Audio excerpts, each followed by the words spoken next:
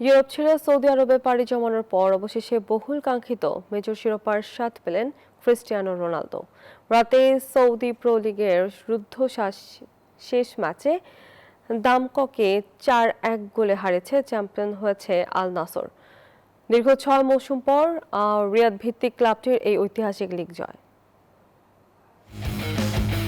সবশেষ 2020 সালে জুভেন্টাসের হয়ে সিরিয়া শিরোপা জয়। ইউরোপীয় ফুটবলের পাট চুকিয়ে 2022 সালের শেষে সৌদি আরবে আসেন রোনালদো। এরপর কেটে গেছে 6 বসন্ত, ছুঁয়ে দেখা হয়নি কোনো বড় শিরোপা। 2024 সালে কিংস কাপ ফাইনালে আল হিলালের কাছে টাইব্রেকারে হেরে কাঁদতে দেখা গিয়েছিল তাকে। অবশেষে রুদ্ধশ্বাস এক প্রতীক্ষার মহাকাব্যিক সমাপ্তি। দামাককে হারিয়ে পয়েন্ট টেবিলে শীর্ষে উঠে সৌদি প্রো লিগের শিরোপার দেখা পেলেন ক্রিস্টিয়ানো রোনালদো।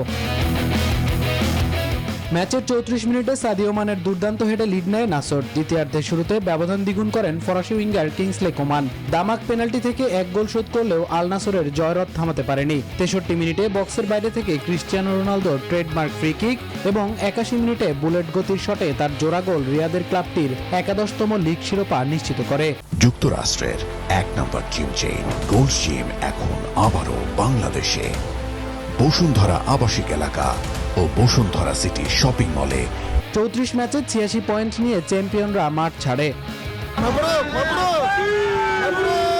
রোনালদোর এই জাদুকরী পারফরমেন্সের পরপরই শুক্রবার ভোররাতে রিয়াদের রাজপথ রূপ নেয় এক টুকরো উৎসবে। প্রিয় দলের পতাকা ও স্কার্ফ হাতে রাস্তায় নেমে আসেন হাজারো আল নাসর সমর্থক।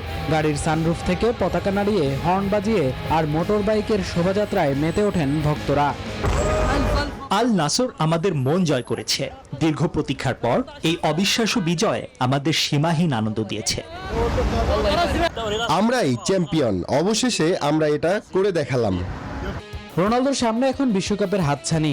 এই সপ্তাহে পর্তুগালের দলে নাম আসায় ষষ্ঠবারের মতো বিশ্বকাপ খেলার সুযোগ পাবেন পুরুষ ফুটবলের সর্বোচ্চ 143 গোল করা আন্তর্জাতিক এই গোলদাতা। মামুনুর রহমান, নিউজ 24।